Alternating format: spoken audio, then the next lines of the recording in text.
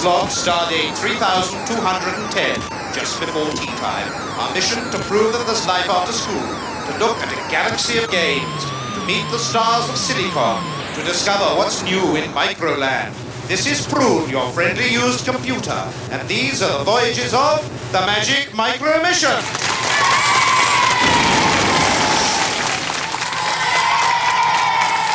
Hello, Captain. Nice to see someone with as much wind as you have, putting it to good use for once. Oh, good, silent captain. Over to you, Egghead. Did you know that without computers, the IRAS satellite and its discovery of a 10th planet and a new solar system would have been quite impossible? More later. Nice one, Egghead. Over to you, Joe. Hello, your add-ons look good today. Thank you, Prune. Who have we got crewing for us this week? Well, we've got a large crew this week. We've got Woodrush High School from Hollywood. Fairfax School from Sutton Coldfield. And Ruskin Junior School from Swindon. So, Prune, with such an efficient-looking crew of spacemen, I think we can fly this mission without Captain's control. I quite agree. Are you better yet, Captain? Can we speak yet? Yes, we can, Prune. What a pity. You know, I'm never one to complain, but really I am getting the litigious bit fed up with these silicon superstars tampering with the ship. Speaking as one computer to a mere mortal, wouldn't it be wise to have a log-on identification? Hang on, Prune, I've got a much better idea. Yes? Wouldn't it be better to have a log-on identification? Brill, Captain. Say, a special sign that they all use to prove that they're with the mission, like an M for Magic Micro Mission. In fact, we'll try it out now. Are you with the mission? We are with the mission! Again, are you with the mission? We are with the mission! Hello, Prune again. There's another silicon superstar trying to get loaded. He's top rock musician, Rick Wakeman. Rick isn't our only guest on this mission, as we'll find out now as we meet our famous five.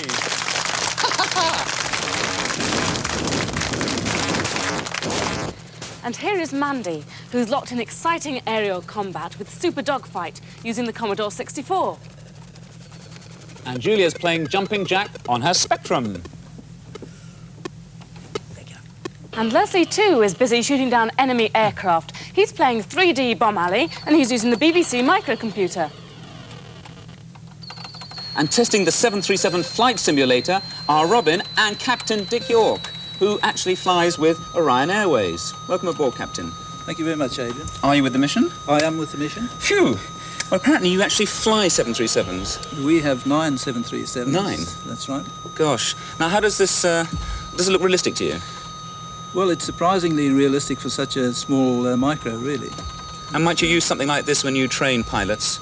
Oh, certainly. Anything that enables or makes a pilot exercise scan, that means moving around from one instrument to another, is very, very useful. Right, well, I look forward to coming back to you and hearing how you've got on with this. OK, well, we're just about to crash it, so we better intervene and go a bit faster there. David Gunson is helping Stephen to road test Heathrow air traffic control using the Spectrum. David, are you with the mission? I'm with the mission. Oh, that's lucky.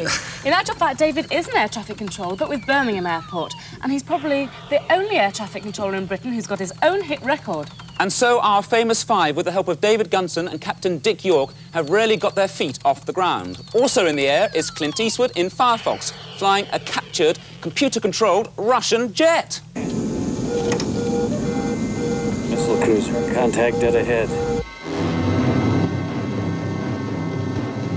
Target does not appear to be taking avoiding action, Captain. He will. Can't take evasive action, I'm too low on fuel. Going in, let's see what this baby can do.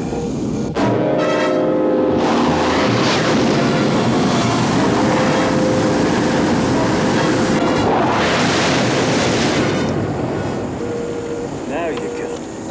Only device just activated. Estimated 140 miles out. ECM picking up infrared detection beams. They've got me locked on. Coming in at 20 feet. Weapon system armed. Rear defense system engaged. I hope it burns up the sky. There she is. Picking up choppers now. I think I'll take one out. Buscati pieve raquette.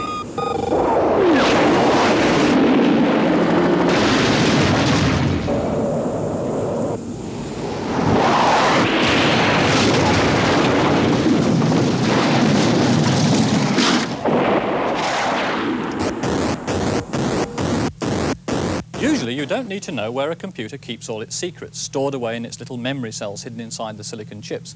But just occasionally you might want to have a peek into one of those cells and see what code is stored there and perhaps even change the value. Several dialects of BASIC, the language that's used on most home computers and microcomputers, allow you to do this. There are two special commands called peek and poke, which do this trick. So let's have an example. Here you can see the letter A has been written into the screen memory from one of the silicon chips somewhere in the system. Now we know its address because I've looked at the row and column number for that screen using the computer manual, and the address is at 1444. So if we look into that address by commanding the thing to print out the value of peek 1444 and hit return, we see it's created the number 1. And 1, in fact, is the code for the letter A. We can check that now by altering the memory of a neighbouring cell. For instance, we can now write the command POKE, location 1446, missed a bit there, let's go back a bit, comma 1, and hit return, and we've produced an A in a neighbouring cell. And of course we can change the values quite easily. If I want to change that A, for instance, to a G, I look at the code for G, which is 7 in this case, and I can poke that value in. So let's try that again. POKE, location 144, comma 7, hit return, and we've changed the A to a G. This is a very useful technique for speeding up some of your graphics programs in faster action games. But you've got to be careful. You can always peek into a computer without any problem, but computers get very ticklish about being poked about too much. And in fact, it's possible to damage your programs and even damage the machine. Did you hear that, Prune? Yes. So be very careful about this. What you have to remember is you can always peek, but be careful how you poke. This is Egghead logging off. And I always thought Peek and Poke was a rock group. But now for something really fab, terrific and brill. That's enough about me. No, actually, it's the Magic Micro Mission's Micro Hits, in which we take a peek at various computer games around at the moment. So take it away, First Officer Joe. Coleco's racing car game, Turbo, is played on an expander. You have a real steering wheel and an accelerator pedal on the floor. Just like the arcade game, but you don't have to put money in the slot. Another Coleco game is Smurf. Your job is to rescue the lovely Smurfette, who's imprisoned in a forbidding castle. To get there, you have to jump gates, avoid ravens and leap off hedges. Basketball is going through something of a boom at the moment. Thanks to Mattel in television, you can now play basketball at home. Lunar crabs for the Sinclair Spectrum. Your moonbug has been damaged. All you can do is spin around on one track. Mutant crabs close in spitting acid at you. Use your cannon to defend yourself for as long as you can. Splat, another game for the Spectrum. It's a maze game with a difference. The maze moves too. Take care as you hunt for tufts of grass and fruit, or you'll be splattered against the walls. And also on the Spectrum is 3D tanks. Use your howitzer gun to pick off tanks as they cross a bridge. You can control the elevation of the gun, but watch out for return fire from the tanks. And now it's time for Rick Wakeman. Excusez-moi, Captain, but the ship is about to enter a galactic tunnel of deep adverts. May I suggest that you hang on to your peripherals? But don't lose the force, because Rocking Rick Wakeman will be back in part 2.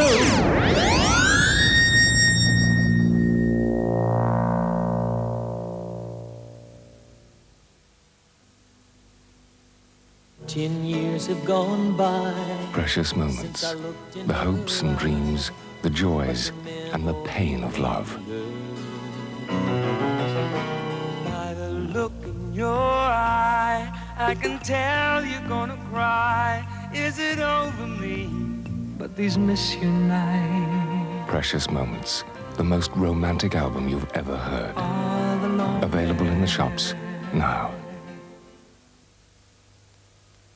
For colds, Beecham's Powder's Hot Lemon relieves headache, shivers, aching limbs and sore throat. Well, that's because of what's in it, isn't it?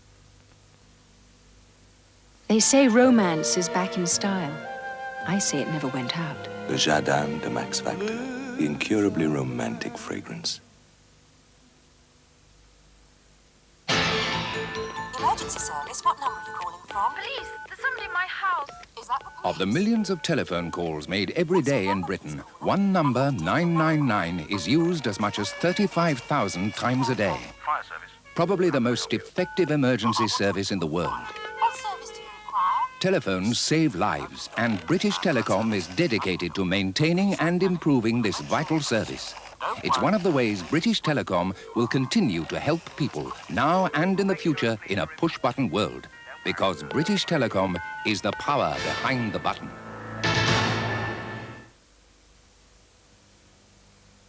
Hello, my name is Ralph Cohen, Managing Director of Philips Major Appliances here in Halifax. We believe in giving you the machines you want. Easy to use, well-made, reliable, energy-saving machines, like these. Machines of this caliber deserve an outstanding washing powder. New System Personal Automatic is so good on today's wash, it's the only powder that we recommend, and the only packet we put in our machines.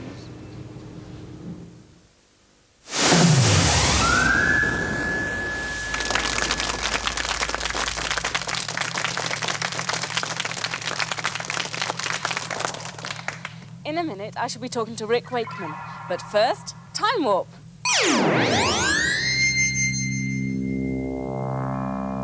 I'd like to tell you a little bit about how computers were used to develop spaceflight with the aid of this supercomputer here. I've built calculations into this computer which will show you how rockets and spacecraft can be launched into space from a planet, and we've called this little planet Unix 3.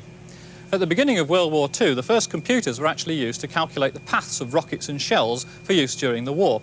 And we can simulate that effect by setting up a path of very low energy by pressing this continue button. And there you see the path of the shell going across a short range on the planet. By the end of World War II, the great powers had moved on to bigger things than ballistics. They'd moved on to intercontinental ballistic missiles, and these had to travel great distances across the Earth, so you needed a lot more energy to launch the objects. So let's see what happens in this case. More energy gives a longer range. There it goes, bang, right in the middle of somebody else's continent, a rather nasty thought. But what happens if I keep increasing the energy used to launch the rocket? Well, we can see that in the third example. Here it goes, much lower elevation, and it's going right round the planet. Doesn't appear to be coming down at all, and in fact it's not. The rocket is actually going into an orbit, a closed orbit around the Earth. Here we've got orbital spaceflight of the type that was developed at the end of the 1950s. And of course, if I kept on increasing the energy, those orbits would eventually escape and you could move out into interplanetary space and have true spaceflight. And of course, true spaceflight really does need computers. They're needed for navigation, for communication, and also for controlling the spacecraft. The computers have to be very fast and accurate, but above all, they have to be very small. They have to be miniaturized to get them inside the rather small rockets. And it was for this reason that scientists developed miniature electronics to actually make spaceflight possible. And of course, that led eventually to the miniature silicon chip, the start of the modern microcomputer. So space has a debt to computers, and computers have a debt to space. This is Egghead logging off.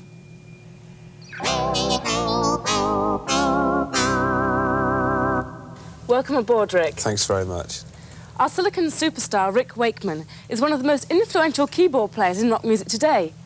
But if you're the one person your side of Watford who doesn't know him, here he is with his video, I'm So Straight, I'm a Weirdo.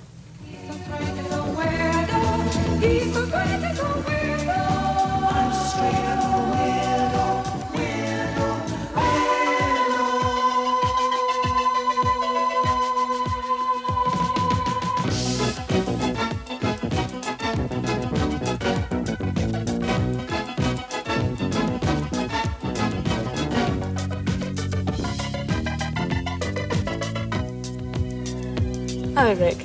I know you've used computers in your music, in that your synthesizers have the same chips as the home computer, and it's a read-only memory. That's right. But it's only recently that you've got a home computer, isn't it? Yeah, I bought myself a VIC-20, just purely in order to sort of log all my music in and everything, which I found very difficult to do, I must admit.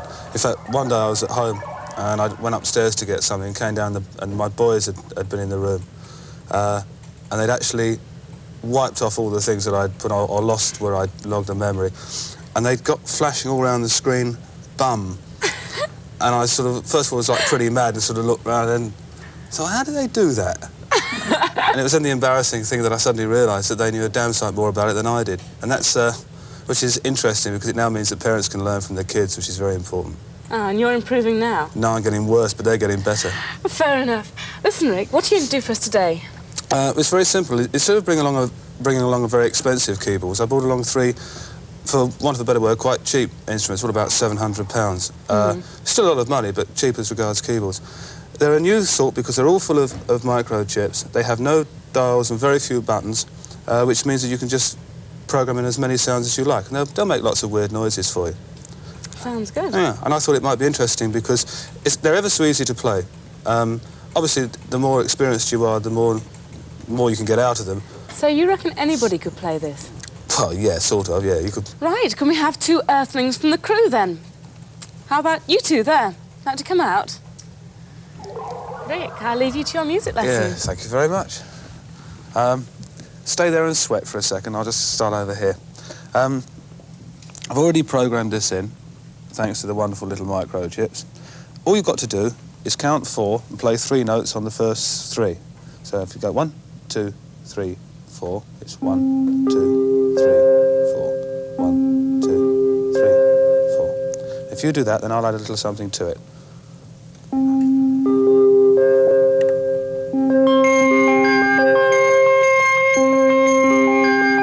Right. Take over my job. Hang about for a second. Yours is a similar sort of thing, only easier. Or more difficult if you can't play it as well. It's those 3 notes there, counting 4. 1, 2, 3, 4. 1, 2, 3, 4. 1, 2. Okay? Do you want to have a go? 2, 3, 4. 1, 2, 3. Great. Right, hold it for a second. We'll try those 2 together, and if it works, then I can join in. Okay? 1, 2, 3, 4.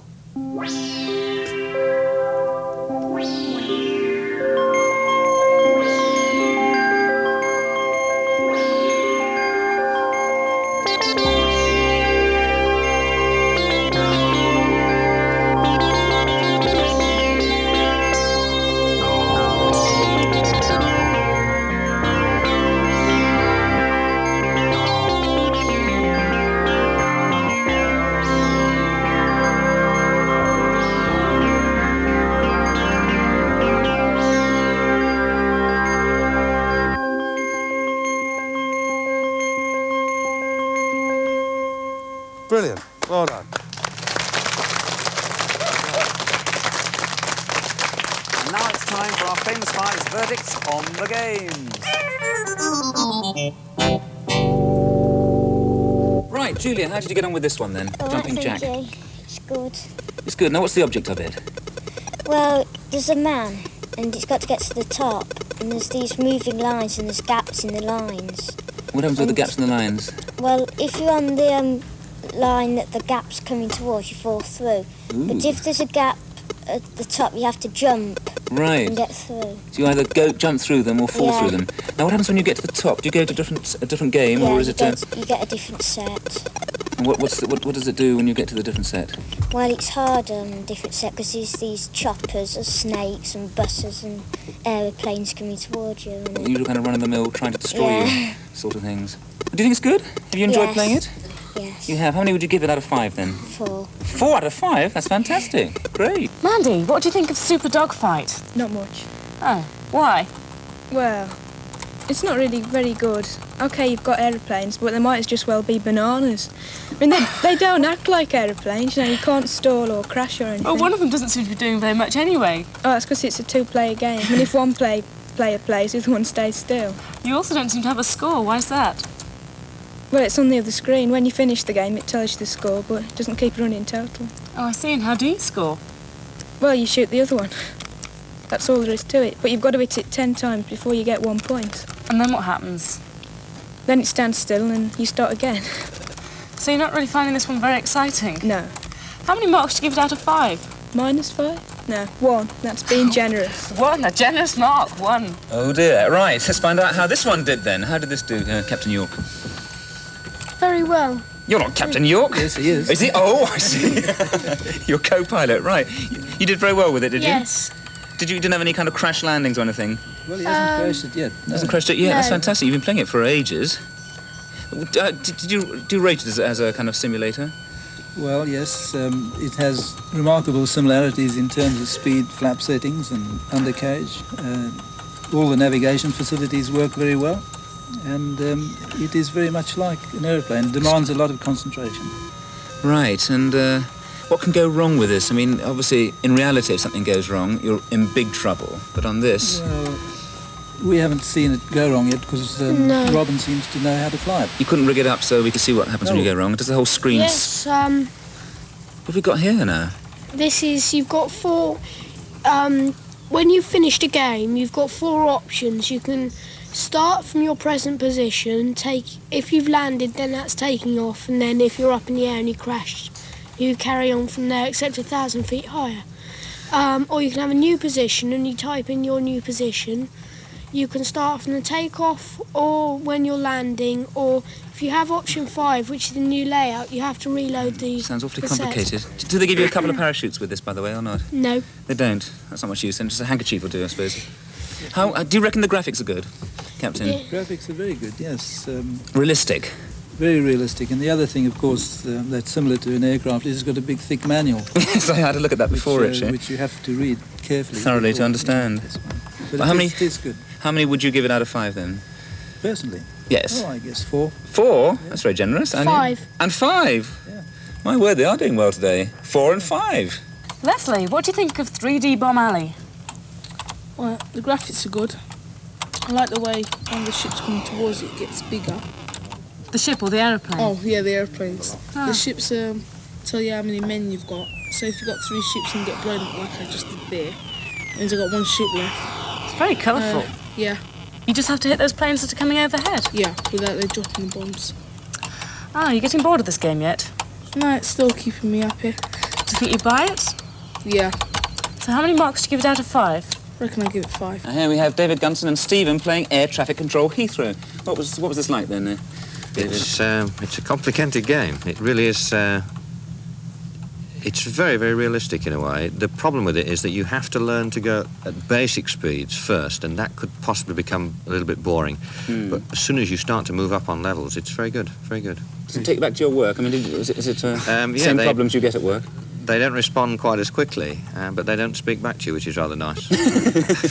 Now you've got pencil and paper here. What's all this for?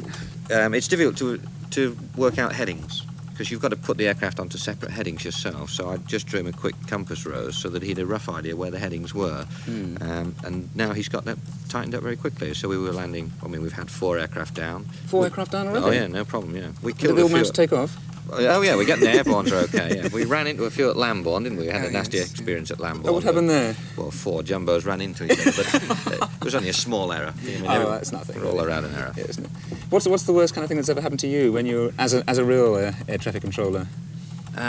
You tend not to get bad experiences. I mean, if the screen goes blank, that's rather a bad experience. It leaves you thinking for a little while. But if it's running well, and it normally is, you can keep the thing under control, so you tend not to get into a panic position, you know. The idea is to keep the number of aeroplanes down to the level you can control. And that's good on here, because you can do that. Right. You can take off as much work as you want to do on this. Well, Stephen, would you actually like to become an air traffic controller after this, or would you? Well, you have to have a lot of concentration, but it's good if you're a budding air traffic controller. Right. So how many would you give out of 5 for this game? 4, because it's very well written. 4 from Stephen? Yeah, I'd certainly go 4. I think it's very good. Very These good. games have been tremendous today. Yeah. Wonderful. Well, thank you, Captain York and David Gunson, for coming along and helping our famous 5. Oh, Captain. Yes? Isn't it good down here? Yes. I didn't tell you. I'm not with the mission. Don't touch anything! Oh, really? There seems absolutely no point in checking the superstars if we don't bother to check them all. My programmer warned me about rock musicians. He said, never let them try hands-on with you. They stay up late and go to discos, a thoroughly bad bunch, if you ask me. You see, that's the trouble you didn't ask me. Oh, leave it to Prune. A lot of bubble sorting can be avoided. There's no point in my saying I told you so.